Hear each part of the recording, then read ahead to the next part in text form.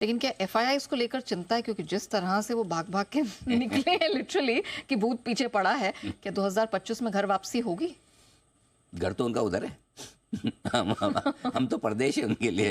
लेकिन मन यही लगता है, अब तक तो यही लग रहा था। देश तो उनका कहीं और है। लेकिन देखिए, बड़ा सवाल तो ये कि एफआईआई क्या करेंगे, क्योंकि देखिए अगर थोड़े बहुत हम घटे हैं 2024 में तो उन्हीं की वजह से। दो तीन कारण रहे हैं जिसकी वजह से एफआईआई ने बेचा। पहले वो समझना जरूरी है। एक, उनको भारतीय बाजारों के वैल्यूएशन थोड़े महंगे लग रहे थे।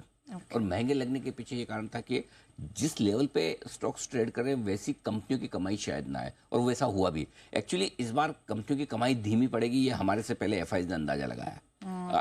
मतलब वो क्रेडिट उनको देनी पड़ेगी, वो ज़्यादा समझदार निकले। और दूसरी चीज़ का अंदाजा उन्होंने जो हमसे पहले लगाया वो रुपए की कमजोरी। तो तीन कारण ऐसे मिलकर आ गए, महंगे वैल्यूएशन, कमजोर नतीजे और रुपए की कमजोरी।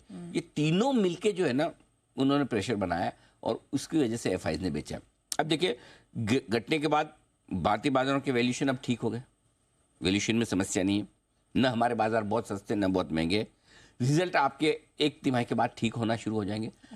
रुपए की कमजोरी वैसे रुकनी चाहिए, कुछ लोग 86-87 बोल रहे हैं, तो अब हो सकता है 2-3% की और गिरावट हो जाए बट अब कहीं न कहीं रुकेगा। तो आई थिंक ये तीनों फैक्टर, इन सब के साथ में अब नया एलोकेशन जो आएगा, तो ये चार बातें आपको ध्यान में रखनी, जिनके बेसिस पे 2025 में एफआईआई का आप डिसाइड करेंगे कि एफआईआई कितना पैसा भारत में लाने वाले। नंबर 1, तुरंत अभी जो आने वाला है 1 फरवरी को बजट।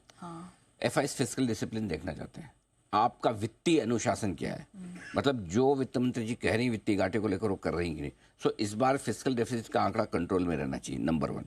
नंबर 2, कैपेक्स कब करोगे, अगले बजट में, इस बजट में अगले साल के लिए कितना बढ़ाओगे, ये दूसरी चीज है। ये दो बड़े, ये एफआईआई के काम की चीज है, हमारे भी है, लेकिन एफआईआई उसको देख के डिसाइड करते हैं। करेक्ट। रिजल्ट्स इसी क्वार्टर में अच्छे आ जाएंगे या मार्च के बाद, और नहीं आए तो फिर ये माफ नहीं करेंगे।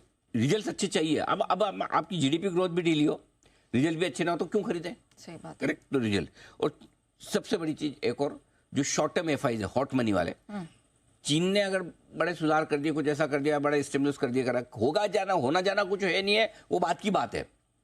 लेकिन अगर बोल भी दिया तो थोड़ा पैसा निकल सकता है। तो ये चार फैक्टर बहुत बड़े हैं जिनका आपका जवाब पहले 3 महीने में मिल जाएगा। सो ज्यादातर आपकी जो अनिश्चितताएं वाली चीजें हैं ना इस मार्केट की, वो 3 महीने में सोल्व हो जाएगी, जनवरी से मार्च के पीछे। ओके, ठीक है।